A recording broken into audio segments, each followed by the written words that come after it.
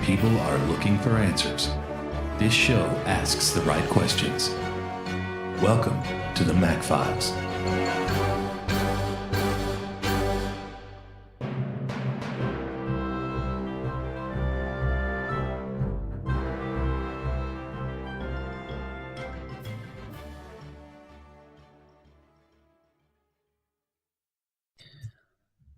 And a good evening, everyone. Chris McDonald, Mac Files Justice for this Tuesday, March the 12th, 2019. I just want to start off today by wishing my son Caleb a very happy 17th birthday today.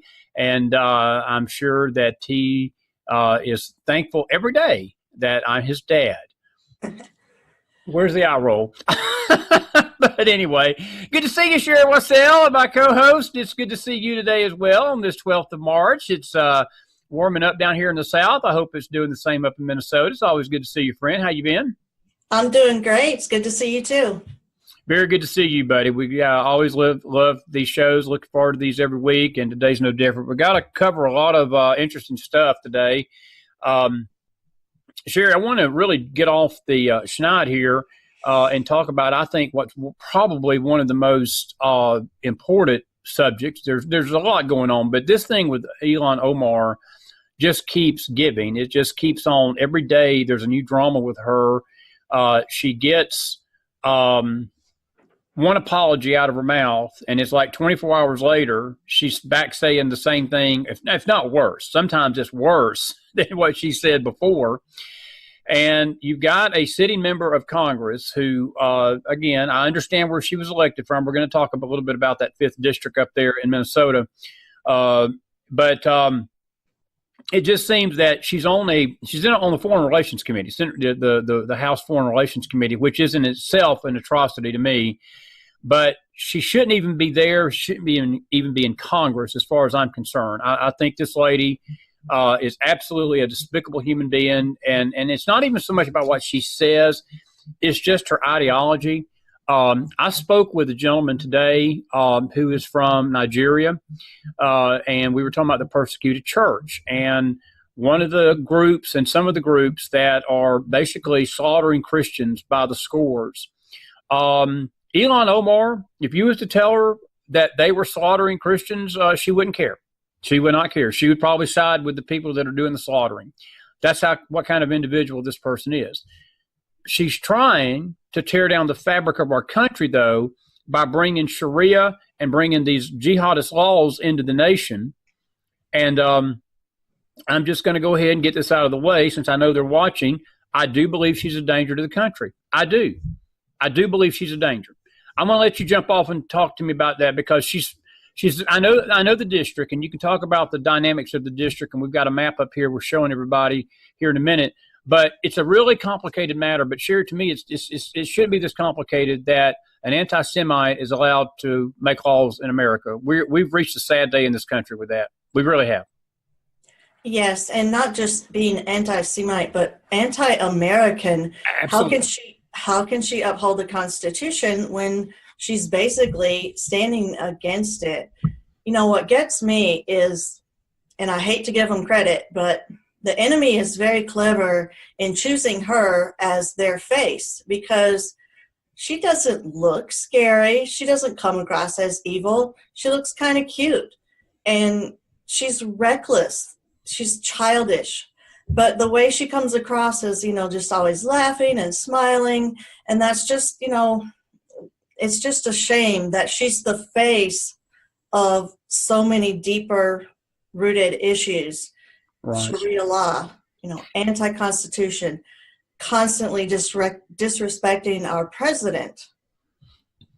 Well, there's a lot of us doing that, but her disrespect and Tlaib's and even Cortex has also, it's went beyond just disrespect. They're trying to hijack, Shari, the Democratic Party. Now, we're talking about justice here. We're talking about legal things today, but I do want to, I want to share, and Shari, I just want to thank you today so much. Shari has been a warrior getting this information together, what we're showing you on the screen. I just want to run over a few of her quotes that you tracked down for us, and it's some pretty intriguing stuff, and we'll talk about these. I'm reading one now from the 16th of November of 2012. Of course, this was before she got to Congress, but this is Ilhan Omar tweeting, Israel has hypnotized the world. May Allah awaken the people and help them see the evil doings of Israel. And she had /tag Gaza, /tag Palestine, /tag Israel. That was one of the early ones. And then there was one on February the 10th of this year, just a few weeks ago. It's all about the Benjamins, baby.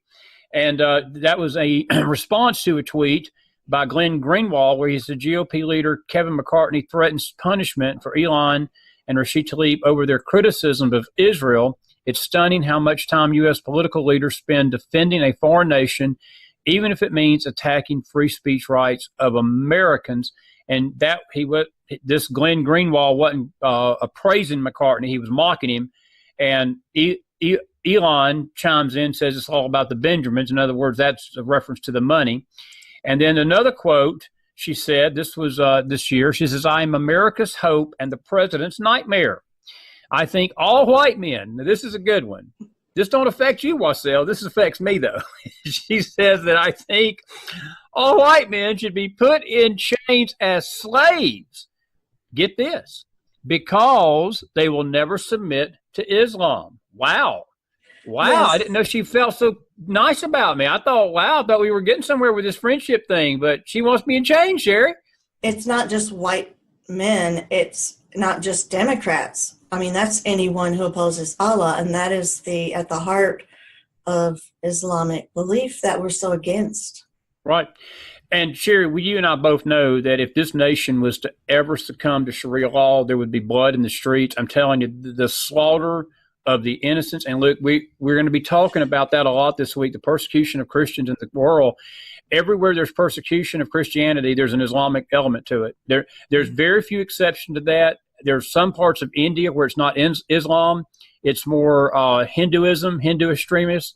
But when you start going and you start looking at the places in this world that are having the most persecution, I'm not saying all of it, but the most persecution are usually in heavily populated regions of the world where Islam dominates. Sure. And that's what they want. You're right. They want a complete domination of Christianity. And this has to do with our legal system, folks, because that's where they want. They want the law of America to be taken down from one of a republic to that of Sharia law. But this is another interesting quote she had. There's no date on this one, but this is so disgusting and so disrespectful of the Jewish people. She says, only thing more Jewish than being 100% Jewish is being a quarter Jewish. Now, again, that's just real sweet of her to say. And then she's got another one here. This was another one, drawing attention to the apartheid Israeli regime is far from hating Jews. You are a hateful, sad man. I pray to Allah you get the help you need and find happiness, because a guy was calling her out for being a Jew hater. And then we've got another picture up here just now where she's holding a sign saying Free Palestine. And it's just unbelievable that so many Democrats, Shari, supported these remarks. And every one of them that are running for president in 2020 has not denounced it. And if you'll give me 1 second and let me read over these, I've got it up on the screen here. And again, thank you for tracking this down. It's good stuff. Crazy Bernie Sanders, as you say. I love you've got the best sense of humor of any Minnesotan I have ever met. I just want you to know that today. I want you to know that. Crazy Bernie Sanders, as Shari calls him. Pocahontas, Horizontal Harris, Kristen Gillibrand. You was easy on Kristen. And Nancy Pelosi. You didn't have anything bad to say about this. I thought I called her Polygrip. Did you call her Polygrip? Oh, let me just check that again. No, you just said Pelosi, but close enough. We'll call her Polygrip. Nancy Polygrip. Shari, what does it say about the Democratic Party when they have a problem finding a way to denounce an anti-Semite with a resolution that would not have passed unless they let her edit it? The Democrat Party is a mess. Party, yeah, exactly. They're not Democratic. No, they're not. They're a Democrat Party, and they're a mess. And their resolution was absolutely ridiculous. What a waste of time and energy. It means absolutely nothing. It does absolutely nothing. Although what it did do was somehow they managed to make Omar look like a hero out of it all. Like it was her idea to come up with this, not because she had violated it, but because she supports anti-hate. And what was the other part of it? They made it so I read that it's like the Democrats got to sweep yet another controversy under the rug. Under the rug, exactly. Just, oh, everything's okay. Sherry, let me ask you a question. What do you think would have happened had she been a Republican? And let's just reverse this shoot. What if Omar would have been a right-wing Republican, very conservative, and they went on a tirade against Islam like this? Let's just change all this wording, okay? Let's change all the wording. And instead of it being Israel, what if they just put Islam in that word and not Israel, and all those hateful tweets that she sent out? And folks, let me tell you something. I know some of you out there probably read those or heard those, and you say, well, that's not that hateful.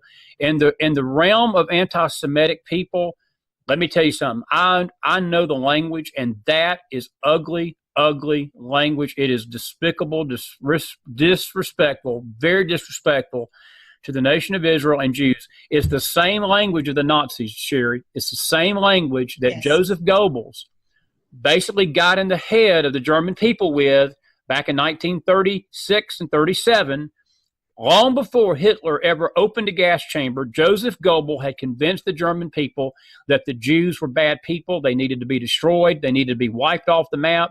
And it was very easy at that point for Hitler to come in with his demonically schemed idea and say, let's kill them all. So that's why this language is important. Am I wrong in that? It's very important. You can call it brainwashing. You can call it being under a spell. You can call it being deceived. But it's absolutely true that and you look back at it now and you can't imagine how on earth could these people possibly be led to believe that. But that is what happened. Exactly. You asked me what I thought would happen if the tables were turned and if someone had spoken against Islam. Well, up here in Minnesota, you would have old white people with their boots and snow and boots on, snow coat. What am I saying? Snow boots and coats on, and they'd be hiding signs, stand with Islam, support Absolutely. Islam. They would. And I know this. Here's why I think that, because recently there was a big to-do here. There's an Amazon warehouse close to me, and there was a big protest, of which Omar was a big part of. And they're protesting Amazon because they're not giving them enough time to pray during working hours. And there's a picture of old white people holding up signs, respect Islam. And so that's what I think would happen up here in other states like it. And then down further south, we'd see people with half their clothes off, and you can't tell whether they're male or female. And they'd be spitting when they talk and wearing all kind of crazy things. And they'd be vile, and there would be violence. Yes. Because they're either ignorant or they're under a spell. They are being deceived, absolutely.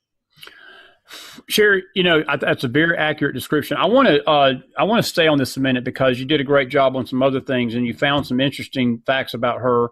And then we're going to talk about the 5th District, and we'll move on to something else. But a lot of people may not know this, but Minnesota 5, that district, actually prior to 1963, 74 of the 80 years of elections were Republican, and it was nicknamed the Bloody Fifth after the first election in 1883. You sent an interesting story to me, and I found it a little funny. Boy, you Minnesotans, y'all, you take your congressional races very seriously.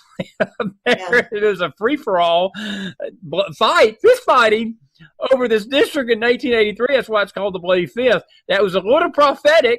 Consider where it's at right now, because a good majority of that Minnesota 5th District Somali refugees, correct? It is a good majority, but surprisingly, overall, the district is 70% white. So I can talk more about that in a minute. Sure.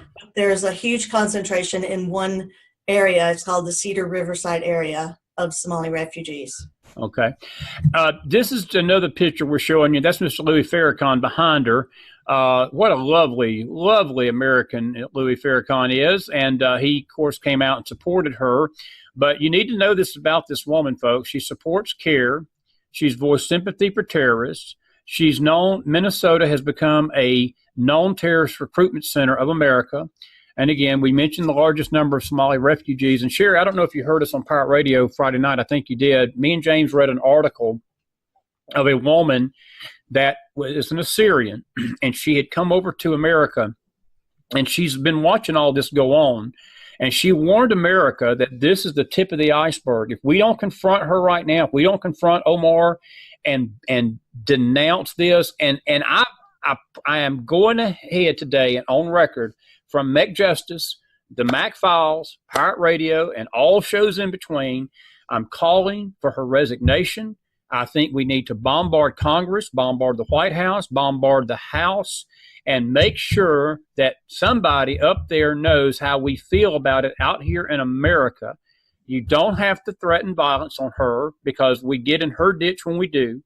But you need to let it be known that this is unacceptable behavior for a sitting member of Congress to have these kind of allegiances, these kind of ideas, these kind of things that she wants to do to destroy the country, and be backed by some of the most radical Jew-hating people in America, David Duke, Louis Farrakhan, that we do not want that being part of the congressional situations. And she sure as hell needs to be taken off that committee. At the very minimum, she needs to be stripped of her committee chairmanship. That's just me. And another thing, you've got a picture here. She was protesting with Amazon warehouse workers for more prayer time during worker hours. She's been a little busy bee, Shari. She's also, I saw this where they had to break up violence when she ran for a state legislator. We've got that picture up now. And then the other one is really, to me, the most troubling. And this is where this legal matter comes in. This is where the legality of it starts coming full front. She wants to abolish ICE.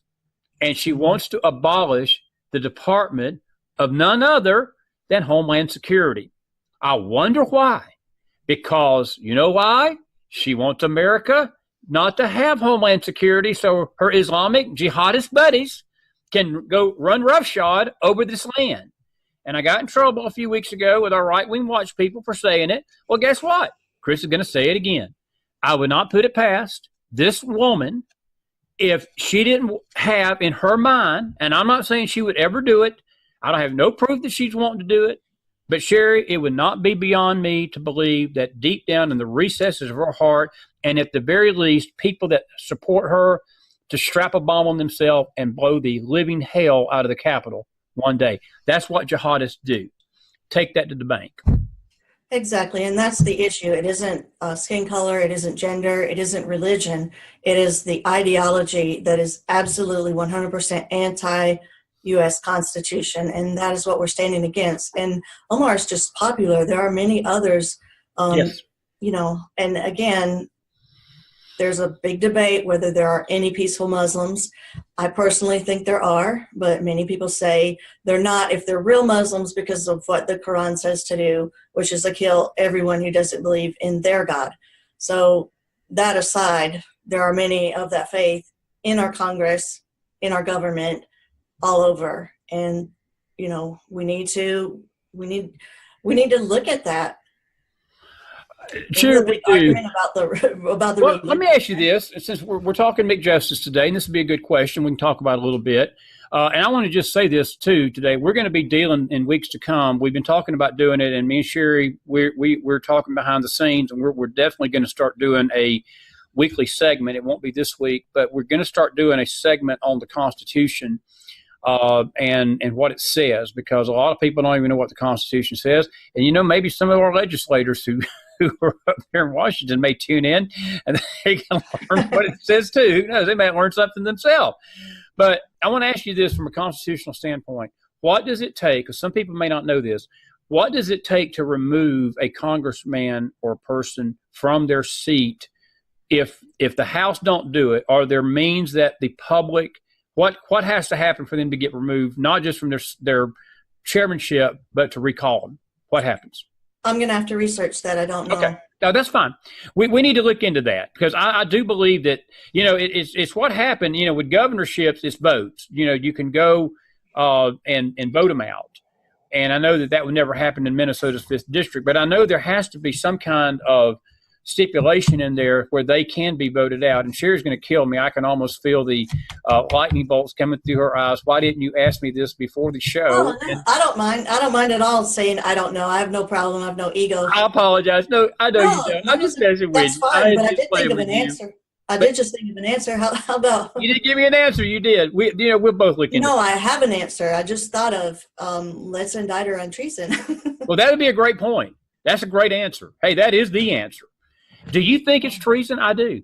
Absolutely. And you know what? You know what the biggest danger with her is?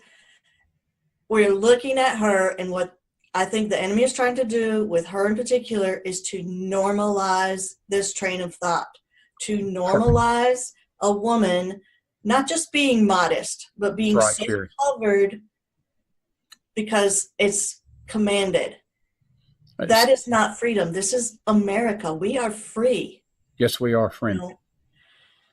That's what they're trying to do. They're trying to normalize the whole outlook of, oh, it's cute. Oh, it's just another religion. Well, she's got two cohorts in crime now, because you got Talib and you got Cortex that's right behind her. They're supporting everything she's doing.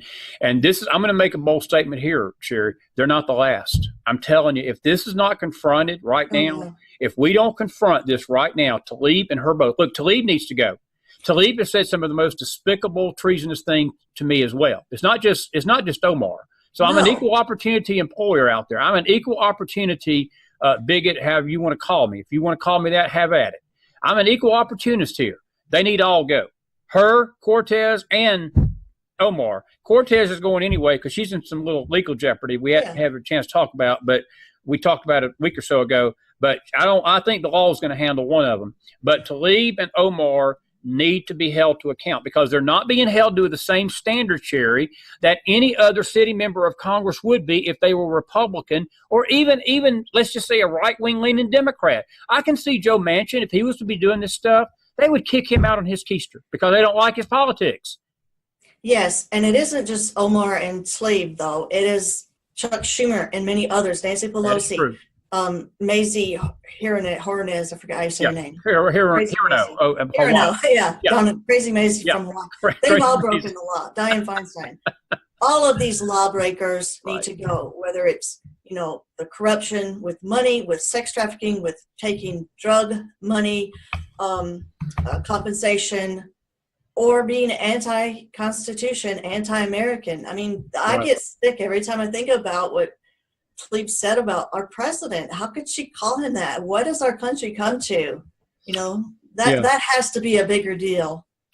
Well, and again, you used the key word a while ago, is deceptive, because they use the language that appeals to a lot of people in America, where she says, well, I'm speaking to power. I'm speaking truth to power. Mm-hmm. Well, the only truth that they're speaking to power is hate speech. And the only truth that they're speaking is anti-Americanism. And the only truth that they're speaking, and it's not truth, it's lies. It's lies wrapped up in the garb of truth, but it's anti-Semitism. And again, Sherry, I go back to the 1930s in Germany. Goebbels had the German people convinced long before Hitler ever stepped foot in office, this was the way to go. And I'm telling you, if we don't nip it in the bud and stand up to it, it's going to be the same thing here in America, because we got a very young group of millennials that's coming up, and they're listening to this crap. They don't know history. They don't take the time to study history. They've not been taught it for damn sure in their high schools. They're not being told these things in the schools, and a lot of the parents ain't telling them. But this is the road down the path to what we witnessed in the 1930s and 40s, which led to the death of 55 million people in World War II and 6 million Jews. Yes, that's what socialism, guys. Let me give you millennials a Uncle Chrissy moment. Uncle Chris is trying to teach you something, and you can love Uncle Chris for this. It's going to save you a lot of trouble. But socialism has blood on its hands. Everywhere it's touched, and everywhere it's touched in this universe, there's always been bloodshed associated with it. And you look at Venezuela right now, and you look at what's going on down there. That is the face of socialism. But look, I could stay on that for all program. It's very disturbing, Sherry. It's very disturbing, my friend. And I tell you, I do want you to take a few minutes. We got plenty of time. Tell us a little bit about that 5th district, because you found some things out about that district. That's a unique district in Minnesota, isn't it? It is very. So the District 5 covers all of the city of Minneapolis, but it also includes 7 other cities, one of them being Robbinsdale. Now, my parents, before they passed, they lived there. Robbinsdale is full of seniors. It's full of families. I just can't see them voting for her. They just seem, they have the American flag out on the porch. So there's something going on. She received 267,000 votes, but there are over 700,000 in the district, and it's believed that there's about 520,000 eligible voters. So I have a friend that moved from there, and she said that if all of the Republicans would just vote, they could take that district back. And so for the past 56 years, I believe, it has been held by Democrats. Like you said earlier, before that, it was held 76 years by Republicans. But since 1963, we have not had a Republican even get over 40% of the vote.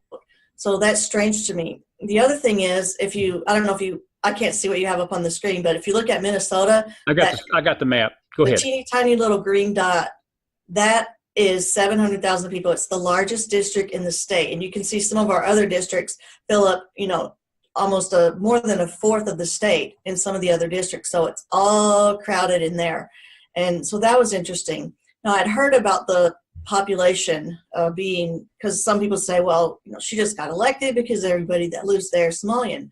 Well, that's not true. Not totally, yeah. We do have the largest population of Somali refugees anywhere in the United States. That district is also the most Democrat held in the entire Midwest. So those are huge factors. Because I always wonder, why do people who come from these really hot countries, why did the religious organizations bring them here? And that's who brought them here, were the Catholic Relief Services and some of the Lutheran groups. They brought them in, and so there has not been proper vetting. And another interesting thing I found out about the district, because it is factually called the terrorist recruitment capital of the United States. So some of the reason that happens is the Somali boys and girls in their older teens, they would start to get involved in gangs.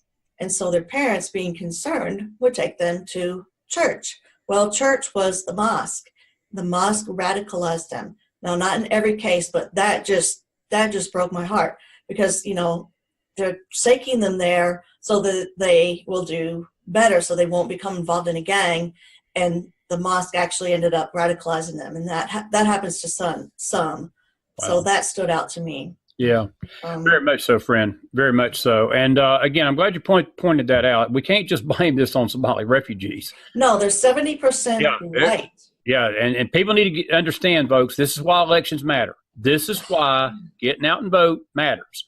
And, we're not even in the 2020 campaign season. Technically, we're not, but we are. People are already campaigning. Yeah, I mean, you can say what you want to. It's on. But you need to start getting your game face on. And again, I'm calling for our patriots to bombard Congress and Nancy Pelosi's office and Kevin McCarthy's office, and make sure these Republicans, Shari, get some courage and scream until she resigns. Well, because I'm going to tell you something, the Democrats would do that to them. If this was a Republican, I guarantee you what you described a while ago would be on steroids. Yes. So getting her to resign is one step, but we need to get a person who loves America into office. So how do we do that? One of the reasons I was researching why people don't vote, because I'm thinking, instead of trying to convince people who there's no hope they're ever going to change their mind and vote Republican, no matter how many factual statistics you can show them, and even though most of District 5, there's a few pockets of wealth, but most of it is considered impoverished by Minnesota standards. That's like nothing, but it's still. But most of people don't vote because they feel like there's no reason to vote. The district always goes blue. It doesn't matter who runs. It's going to go blue, so why bother? Because there's no incentive to vote. So that's one thing I found out. But, we have to not just get her out, but we have to get somebody good in there. I don't know anybody right now, but, that's what we have to do. And we have to get people who haven't voted in a long time or who never vote, somehow convince them to vote. And that's the only way we're going to turn some of these districts around. That and catching up with the voter fraud, because there is voter fraud in that district. To what extent, I can't say. I'm glad you mentioned that real quick, and we're going to move on quickly. But I think this is worth our time. I do. I don't think this is an unimportant topic to stay on, because I'm telling you, if it's not confronted, buddy, she's not going to be the last one. No. If they see that she gets away with this, those behind her are going to come do it again. And this is a test run, folks. Make no mistake about this. This is a test run for future candidates just like her to see how the country handles it. And if we let her get away with it with a pass, it will take place again. Talib is watching this. Her district's watching this. Cortex's district's watching this. And the world's watching it. Question to you real quick. Do you think she won by fraud? I'm not sure. I think it's possible. However, the Republican candidate that was put forth, my understanding was she didn't even really want the job. She didn't do much. The Republicans didn't really do anything. It's just kind of like a token candidate. She got 70,000 votes compared to Omar's 267. But, just real quickly, Omar's not the first. She's following in Keith Ellison's footsteps. Great point. Now our Great point. AG. So it's getting worse. We have to stop it. It's not the first time. And that's he's why completely anti-American as well. That's why I'm proud to have you on the show, because you just made an excellent, excellent point like you do all the time. And I didn't think of Ellison while we were talking, but you're right. He was the prototype, and all these people following him are following in his shoes. And, look, I make fun of Minnesota in jest, but honestly, it is a serious situation in your state. I mean, let's face it, this is not really nothing to be laughing about, because, look, you've got people in power. You got an AG that feels just like she does. Yeah. That's care. American Islamic Relations. Yeah, it's scary, because he could bring – that's his view of the Constitution. He don't care about the Constitution, and he sure don't care about beating women up either. It's amazing the treatment he got compared to others in that same boat. All right, buddy. We got to move on to something else. Thank you for that. It's a good discussion on that, and thank you for all that hard work you do. You did some hard work on this other subject, too. We'll talk about for a few minutes, and we'll get to some crime cases. H.R. 1, Shari, a bill that the Democrats are pushing, or they did push, and it's not for the people. They call it H.R. for the People Act 2019. I'm just going to read this description. Basically, it says to expand Americans' access to the ballot box, reduce the influence of big money in politics, strengthen ethics rules. The Democrats saying ethics rules is about the Pope saying that he's Protestant. That's about as funny as that. For public servants and for other purposes, to reduce the influence, Nancy Pelosi adds this, to reduce the influence of money in politics, to restore ethics and integrity to government, and to strengthen voter laws. That is nothing but fake news. It's dead on arrival. Shari, take off from here. Tell us what this bill does and why the Democrats are shrouding this bill in lies, which is nothing more than a socialist push and to me, I look at almost like a military-type takeover of our voting system. If this bill ever got out of the Senate, and I know Donald Trump wouldn't sign it in a million years, but in the nightmarish scenario that it would get passed, the Republicans would never win another election in a million years. You could kiss America goodbye, too, with this voting act. It's 571 pages of pure garbage. And, of course, the Democrats are hiding it behind flowery language that sounds so good. We're going to get rid of corruption. Yeah, right. So the reason we're discussing this isn't because we're afraid the bill will pass. It passed the House, but it will not pass the Senate. No. It's dead on arrival in the Senate. But the reason we want to bring it up is we want people to be aware of what the Democrats really want, which has nothing to do with justice, nothing to do with being fair. One of the things they tried, and this part didn't make it into the final bill, but tried to lower the voting age to 16. That was one thing. They basically want to federalize the elections and take over the process so that the states don't have any rights on how they run their elections. What your timing. They want to do automatic voter registration, which sounds so nice, but it takes away all the safeguards for voter fraud. One of the biggest points to me that just infuriated me was there would be an absolute no way that you could do any voter roll purging. That means you can't get rid of dead people. You can't get rid of people who moved to another state, another district, or who shouldn't have never been on there in the first place. It is wide open door for illegals to vote. In fact, the Republicans tried to get it added in, which is unfortunate that they even have to bring it up because we already have a law that you have to be a citizen to vote. But the Republicans wanted to add it to the bill because the Democrats are already breaking the law. In San Francisco, they are allowing openly illegals to vote in school elections. And school elections can be a pretty big deal. That's pretty important. So they're already breaking the law. So that was the reason why they wanted it included in the bill. Of course, it didn't make it at all. But it's basically a federal takeover. And this is another one. For every dollar that a citizen donates to a nonprofit for the purpose of a candidate, in support of a candidate, up to $200, but they want our tax dollars to then be matched times 6. Unbelievable. So, Unbelievable. yes. So your tax dollars would be going to candidates that you might not support. It's absolutely positively ridiculous. So, but we've got to lift up some of these points and show the public what the Democrats are really after, to expose their lies, that they aren't anything about anti-corruption. They're not anything about getting rid of dark money. And they want to expose, innocent people who give to nonprofits for candidates or who give through super PACs or through their business. They want to expose their name. And you know how dangerous it is to be a Republican these days and have your name put out there so that you can get threats and your family can get threatened as well. So, I mean, those are just a few of the points in that bill. But it's another thing you had on your card, and but felons, they're actually opening the voting back up to the felons, and that to me, and look, I'm all for giving people second chances, but look, when it comes to voting, there's a reason why that law was in place, and if you broke a law and you broke the situation, unless you're pardoned, I don't think you need to have a right to vote. I mean, that's part of the punishment of committing crime in America, and I'm not trying to say that with a heart of not having compassion. It has nothing to do with compassion. It has to do with our legal system. And again, McJustice, we're talking about the law here. The law is the law, and that's why we have to have these laws, Shari, to keep some kind of structure over our country. We don't descend into chaos and anarchy. Yeah, so their bottom line is to get votes. They want the felon vote. They want the illegal vote. Because great point. That's the bottom line goal with this garbage. It is sort of sneaky. If you think about it, it's demonic. It's almost demonic the way that they use this language to hide behind their true intentions. Because let me tell you something. We talked about this maybe a few weeks ago, me and you. And look, I've always said you got to have a clean voter system in a nation to have a nation, okay?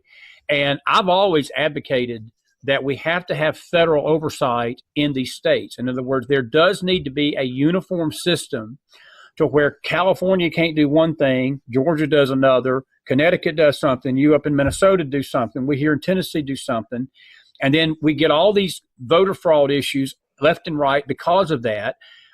California will allow an illegal to vote where Tennessee won't.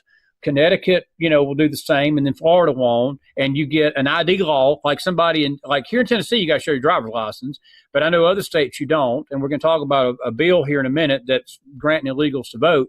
But Shari, if we don't have an oversight of that, if we don't get all that mess out of our system, we'll never have a pure election for the rest of our natural born lives in this country. The Democrats took that argument and they twisted it into this demonic thing that they're wanting the same thing, but they're wanting to oversee it for fraud. They're basically wanting to oversee it so they can commit fraud, not because they want pure elections.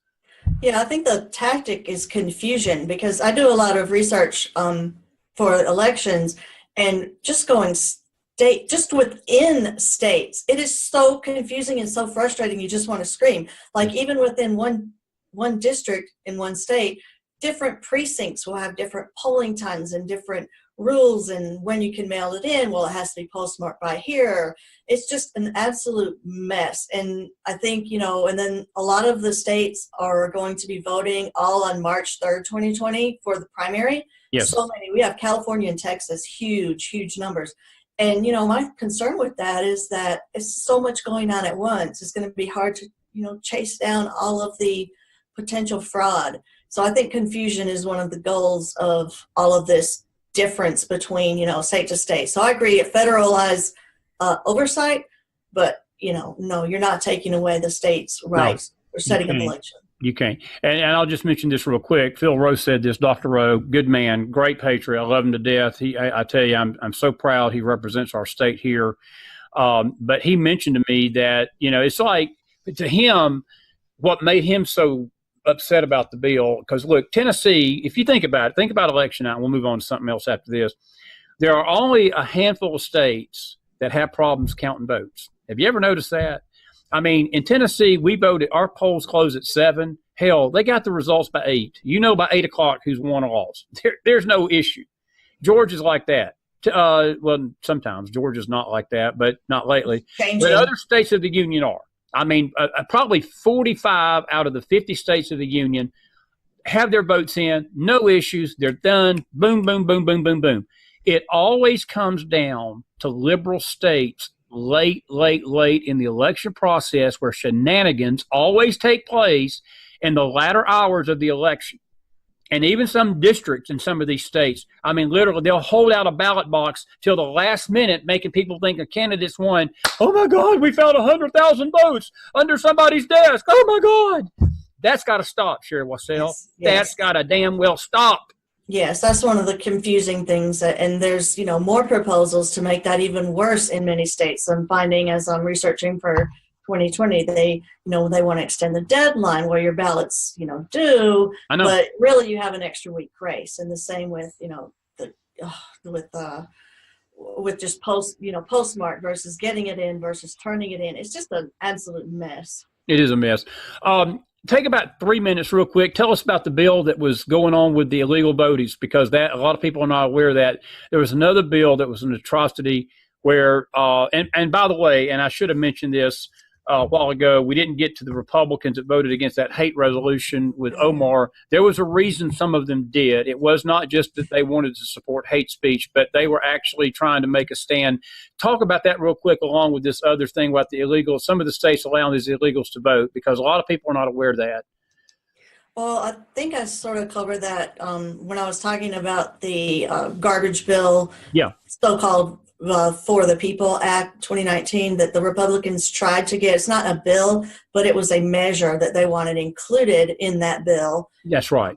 That said illegals can't vote specifically, even though our Constitution already says they can't. They wanted it said again. And of course, that didn't make it into the bill at all. Interesting. And then the hate resolution, I think every single one of them should have voted against it. And yeah, I know, like you said, there are reasons for but the 23 Republicans who refused to vote for that bill, I admire them. I think they were courageous. I think that all the Republicans should have stood together, but they were afraid of what the media would say, maybe what their constituents would say, because again, the Democrats shrouded it in this flowery language that made it look like, oh, you're a bad guy if you don't vote for her. Exactly. But it was completely twisted. It didn't even name Omar. It made her look like a hero. It allowed the Democrats to just sweep it. It did nothing. It meant nothing. It was garbage. And I wish every Republican had stood together and not voted for it at all. I'm with you, friend. I'm with you there totally. Shari, I'm going to move on to our crime cases for the day. And I just want to thank you again, hon, for such a good job on this. We got a few that I want to run by you. The first one, very disturbing. It comes out of Michigan, your neighbor there a little bit to the east. A teacher was accused of sexually assaulting a 14-year-old student. That wasn't the story, but according to the police, this happened over 100 times. A married 38-year-old special education teacher is accused of sexually assaulting a 14-year-old student when he was 11 years old, more than 100 times. So it happened over a 3-year period. That is pretty gross stuff. She's being ordered to stand trial as a result of the student's allegations against her. Authorities arrested Heather Winfield, we got her picture, 38, in January after launching an investigation into 2016 when she taught at Thunder Bay Junior High School in Alpena, Michigan. The Detroit Free Press reported that Winfield faces the criminal charges, including 2 counts of first-degree criminal sexual conduct with a child under 13, criminal sexual conduct with a child between 13 and 15, during doing this under the commission of a felony, second-degree criminal sexual conduct, using a computer to commit a crime. Evidently, she was sending them images and accosting a minor for immoral purposes. She could basically face life in prison. Shari, again, we've talked about this many times, and the reason I bring this up is the number of times and the age of the child. This was an 11-year-old boy. We're talking, what, is that 5th grade, 6th grade, somewhere in that time frame? 6th grade. It's unbelievable that teachers are doing this stuff. Yeah, it stood out to me that she's a special education teacher. And exactly. The article didn't say, and I couldn't find out whether the boy was in special ed, but that was my first concern, was that he was a special ed student, and maybe, it took him, till he was 14 to be able to, formulate the accusation in the right words. I don't know on that. But another one of my first questions was, where the hell were his parents? Absolutely. What parent lets an 11-year-old go to a teacher's house alone long enough so that not only could they have their, she could abuse him multiple times all over the house, the boy said, in different places in the house, but then take him to a motel. Right. I'm with you on that. And again, it goes back to parents, be alert of what's going on with your children. And it does make you shake your head. I mean, it makes you shake your freaking head that an 11-year-old would be allowed to be subjected to this 100 times and nobody knew about it. Yeah. And I'm just going to ask this me to you, and we'll get off this soapbox about this teacher, because she's a symptom of a bigger problem. She's one teacher, but Shari, this is going on all over the country right now with these teachers. And my question to you is, where's the vetting process? Are they hiding? Do you think these teachers who are pedophiles like this, are they hiding it? Do you think that these people have a history that can be tracked? Are we in for a situation now that we don't know that every one of us have got kids in school, and we really won't know that the teacher's like that until they do something? Has it gotten that lax in our vetting? Absolutely. And I think the reason that our vetting is so lax is because of everyone's rights. Everyone has rights. Rapists have rights. Pedophiles have rights. Illegals have rights. No, you don't. You're a criminal. But they're not allowed to ask certain questions. You're not allowed to directly ask and find out. So, no, I don't think they're being vetted properly at all. Good and point. They flock to schools and churches and youth organizations and do their dirty deeds. And unfortunately, that puts a hell of a lot of responsibility on the parents then to make sure they know who's over their children in all aspects of life. Boy Scouts, Girl Scouts, churches, schools, and you name it. And I hate to say it, from kindergarten up, and because this next story deals with that. Daycare is exactly right, buddy. And this one's very troubling to me too. And I wanted us to talk about it. It's really, to me, disgusting. And this is out of Breitbart from a few weeks ago, maybe last week. It says, Teachers Union President, Transgender Advocate push LGBTQ agenda on kindergartners. The president of the nation's largest teachers union joined a man who identifies as a woman in teaching transgender ideology to an Arlington, Virginia kindergartner class last week. That's near Washington, D.C. That's just outside the nation's capital. Lily Exelon Garcia, president of the National Education Association, joined with Sarah McBride, a spokesman for the Human Rights Campaign. You just said it, Shari. Transgenders have rights.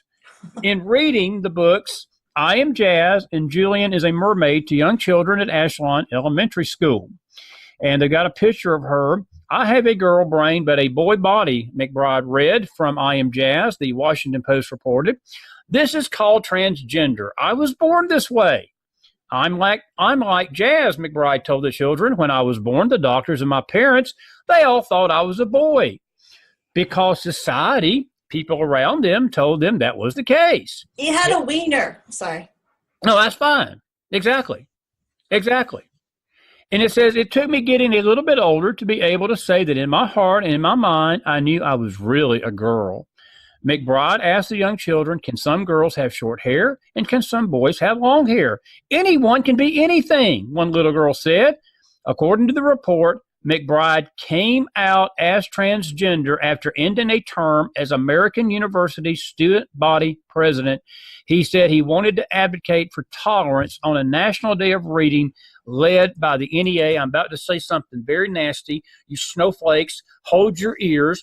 This is bullshit that a transgender is teaching kindergartners, Shari. I don't give a blank about him wanting to come out and be an equal and all this equality. Take your equality somewhere freaking else than the kindergartner classroom.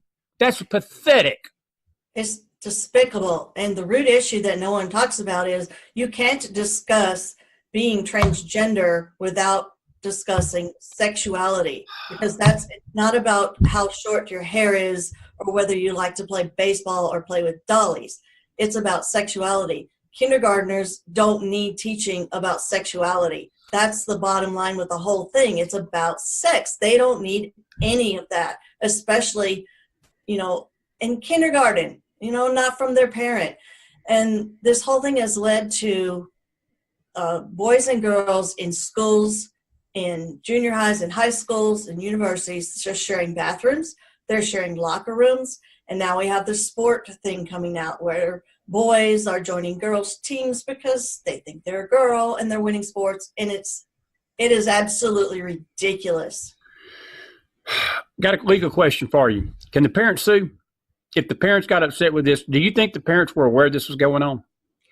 I don't know, but I don't think they can sue because the teachers' unions are formidable. They have so much power in our country, and it stood out to me in this particular article that this teachers' union was the largest one in the entire nation. So, for it to be happening at the top, it's going to happen more. No, I don't think so. It's you'd be shocked at what comes from the schools now as far as what they can get away with, and they don't have to let the parent know at all. And they can just put it under some heading, who knows what they call it, what subject they'll say it is when it isn't. Got a question for you personally. Had that been your kindergartner, what would you have done? Oh, my gosh. Well, first I would have dealt with my own child and explained to them in terms that they could understand, the difference between male man and woman. And that is not okay. And then I wouldn't make a huge deal of it, just basically just say that that's stuff that you don't need to be thinking about or being concerned about yet. No, my child wouldn't be in that school. I can't believe it happened right outside the nation's capital. Now, I would expect, I don't mean to be slamming California and all, but I would have expected this out in California or New York or a liberal blue state. I mean, this happened right outside the nation's capital in Arlington. I know where that's at. I mean, that's in downtown D.C. Yeah. That's not the most, look, I know D.C. is liberal, but it's not left-wing liberal. I mean, it's politically liberal, but we're talking, that's to be allowed to do that and nobody know this guy was a transgender talking to my kindergarten. I'd be raising hell. Well, they may have known. Who knows? People get brainwashed and they're afraid to say anything. Oh, if I take my kid out, then everybody's going to know and I'm going to get labeled and I'm going to be a bigot and, they're going to, damage my car or throw bricks through my window because I'm a bigot. Teachers union are powerful. I got to read this right here and then we'll move on. This is the kicker of this article. And this is the left for you in a nutshell. Garcia, who was the other woman in charge of bringing this jackass into the classroom, this is what she said. She said, it is necessary to advocate the LGBTQ individuals because the Trump administration was no longer granting them special protection. Shari, that's a damn lie. President Trump has protected Christianity. He's protected all faiths as good as any president I think has ever protected it. But he's not discriminated against the LGBT community in any way since he's been in office either. No, and they shouldn't be in the military with all the hormone stuff going on. It's ridiculous. It's a national issue of national security. Yes, it is. That's very troubling. My Lord. And you talked about the rights, and that's really sad. I got a couple more. This one here I want to deal with you about because this one actually I don't think you've heard about this one, and I'll just read it to you and you can chime in on it. I found this. This goes back to February 2016 or 29, February the 26th, but there was a Playboy model. Her name is Natasha Jatt. She's 41. She uncovered an evidence of an international elite pedophile ring, and she was just found dead a few weeks ago after publicly stating that she was fearing for her life and would never commit suicide. I didn't have time to get this one to you till the very last minute. I'll just read this and we'll talk about it a little bit, and then we got one final story. Model and actress Natasha Jett, 41, said if she was found dead in suspicious circumstances, it would be due to her attempts to espouse the pedophile ring. Miss Jett shot to fame in Europe after traveling to Spain from Argentina to find her fortune with just $10 in her pocket. Soon she was socializing with some of the most wealthiest and powerful people on the planet and learning their secrets. In 2018, the mother of 2 young children accused high-level politicians, sports stars, and entertainers of being involved in an international, evil beyond your worst nightmares pedophile ring that systematically kidnaps children before plunging them into a life of depravity and ritual rape and torture. On Twitter, she warned she would be killed for sharing her discoveries with the world, stating that if she died in the near future, it would not be a suicide, but it would be related to her attempts to expose the high-ranking pedophiles the famous model attempted to warn the world about the danger. In Spanish, she wrote in April of last year, I am not going to commit suicide. I am not going to take too much cocaine and drown in a bath or shoot myself. So if this happens, it wasn't me. Guess what? She was found dead in Argentina just last week of an apparent suicide overdose. Now, question to you. Again, I don't want to get into her past and what she was and so forth. I'm talking about the international thing here, Shari. Shari, all of this to me is connected.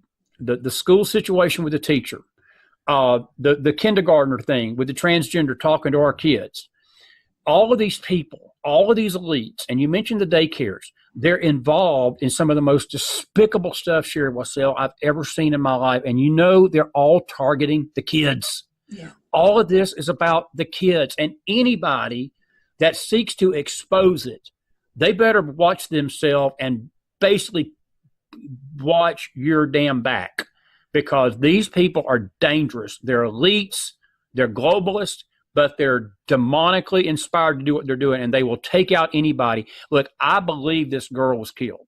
I don't believe she committed suicide. I don't believe she overdosed. I don't believe that this was an accidental cocaine. My God, she warned him a year ago, if this happens to me, tell everybody that I have the information in the goods. And my question, and I'm just wondering if she did, if the authorities now are part of it too, because somebody had to know something. Yeah, I mean, what has the statement been on how she was killed? Has there been any statement on? It's almost identical to what she claimed. She claimed that she said, if this happens to me, tell the world I didn't do it. Literally, so they gave her they shot the heroin up into her against her will, maybe. And then she overdosed. So, and yet, do we know where she kept the information? Is there any $1 million question? That's the $1 million question. Whoever this reporter was pretty brave, though, because usually when these things happen, these stories are shoved under the rug and you don't hear about them. They're long gone. The only thing that saved her was her notoriety because of the Playboy thing, and I don't want to get into that because that's her business. But I will tell you this. Look, when you're in these circles, I heard Zach Hubbard say this the other day on his show, and he's absolutely right. When you enter the entertainment world, you're basically signing your life away to the devil. You're literally signing a check. You're signing a contract with the devil that they can do to you whatever they want to do to you. And I'm sorry, that's what it is. Because when you get into this ring of people, Shari, that's what you get into. You get into pedophilia. You get into child sacrifice. You get into teachers trying to molest kids 100 freaking times when they're 11 years old. This whole thing is connected. This whole dark cabal, all the dots connect, and it's all about the children. The abortion is about the children. The border issue is about the children. The pedophilia is about the children. Everything that's going on right now, folks, is about the kids. Get that in your head. That's who we're fighting for on these shows. We're fighting for our children. And it's a terrible, terrible thing to see what's going on, Shari. It really is. I got a breaking story. You hadn't had a chance to read this. We're going to pick this one up next week. But I do want to just mention it briefly, and then we'll call it a day. I don't know if you heard about this today, and it's an intriguing story, to be honest with you. But 2 actresses, and I know both of them. Lori Loughlin, she was big in the 1980s and 90s, I think, on Full House. Full House, I couldn't remember the show. But Felicity Huffman, who is actually the wife of William Macy. He's the guy from Shameless and he has starred in some other movies throughout the decades. He's a big actor in Hollywood. They were indicted today in a college admission scandal in Boston. It's crazy. William H. Macy talked about, let's see here, Huffman, along with Lori Loughlin, were taken into custody Tuesday in Los Angeles, charged with disguising a $15,000 donation that they claim was a charitable donation so that her daughter could take place in a college cheating scam.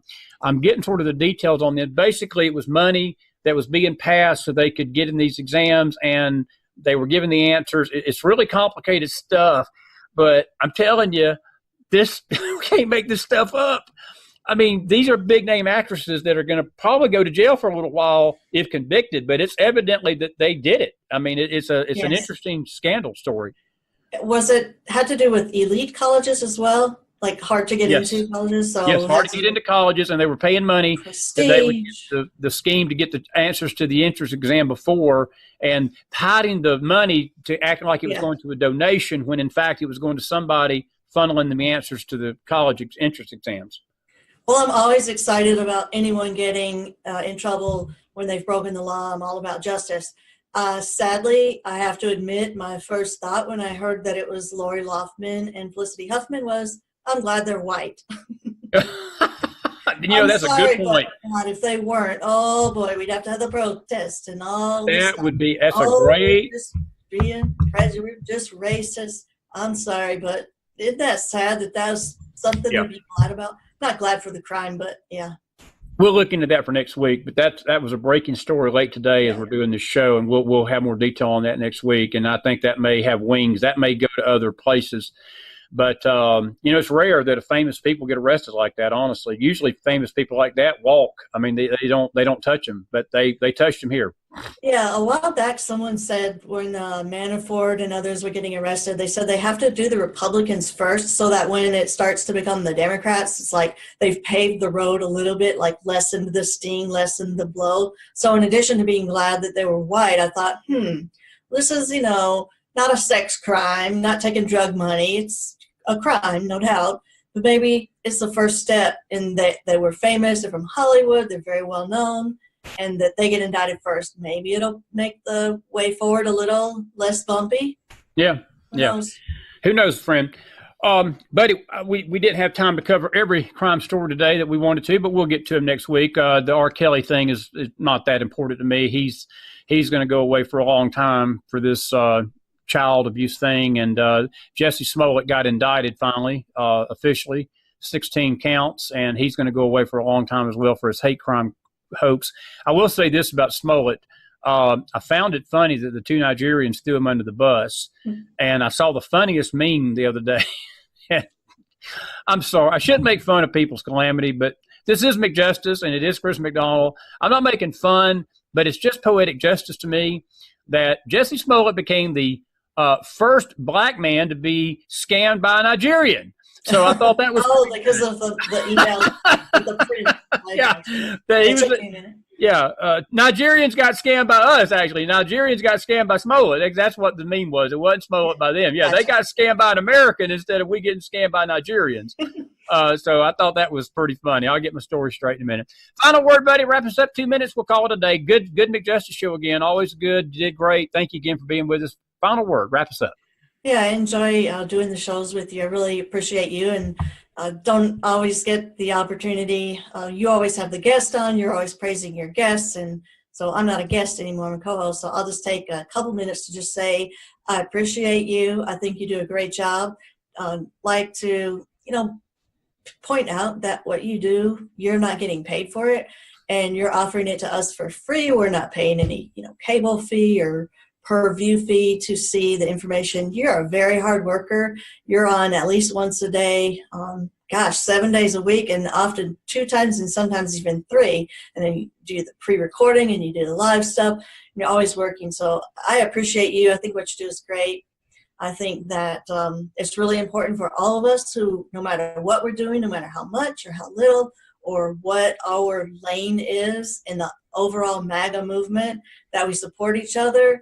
as much as all possible, stay at peace with each other, because boy, do we have a cunning, crafty enemy to defeat on the other side. And I don't even say Democrat anymore. It's the enemy. It's the left, because we have Republicans too. It is the anti-American, the haters, the God haters, just take over the world, evil, if you will, against us. And we have enough to fight against. We have to stand. A house divided can't fall. A house divided will fall. It can't stand. That's right, so Shari. I just want to encourage you, appreciate you. And I know everyone does. You get lots of love, but just want to take the opportunity to say, you're doing a great job, and you do such a wide variety, such a variety of content that you put out. And every show that you do is a different language. Not a different language, it's all in English, but what I mean is it speaks to a different audience. And I think that's great, and I think it's amazing. And there are so many different audiences that we need to reach. And I think it's great that you have the ability to reach more than one type of thinker, more than one person group who is only looking for a certain kind of content that they're interested in. You're very diverse. And so thank you for all that you do. I appreciate that, friend. And I do. I mean that more than you'll ever know. We do this as a labor of love, and we do it for our folks out there in this audience. And I want to reiterate and just echo something Shari said as we close today. Folks, we got enough enemies fighting against this movement. We don't need to be fighting each other. And I'll just leave it at that. We got to be together. We got to be one movement. If we're not, we're going to splinter, and we're going to lose this country. I mean, that to me is the most saddest thing about the division. No matter what form it tries to take, that we are going to lose this country if we don't stay united in this movement, that we're loving our country, we love our president. And I don't care what title you want to put on it. If you want to put the mega title on it, that's fine. I call it the American title. We are Americans, and we better damn well start acting like it, or we're going to lose a nation. And that's that. I appreciate you, my friend. Look, you've been a vital part of this show. You're a vital part of this that we're doing here, and you always will be. And we thank you, Shari, for being with us this week on this McJustice show. Happy birthday, Caleb Joseph McDonald. We love you, buddy. 17. I'm sad. They get old so quick. I mean, my God, you hug on them when they're little, and they love that. When they get older, they don't let you hug on them like they used to. And 17-year-olds don't, but it's okay. I hope he's had a good day today. His dad's proud of him. Proud of you, Shari Wassell. God bless you out there. God bless your families. God bless this great nation of America. Until next time on McJustice, God bless you out there, folks. We appreciate you, Shari Wassell. Love you, friend. God bless you guys. Have a good night, everybody. Till next time, Chris McDonald and Shari. See you later. Take care. Good night.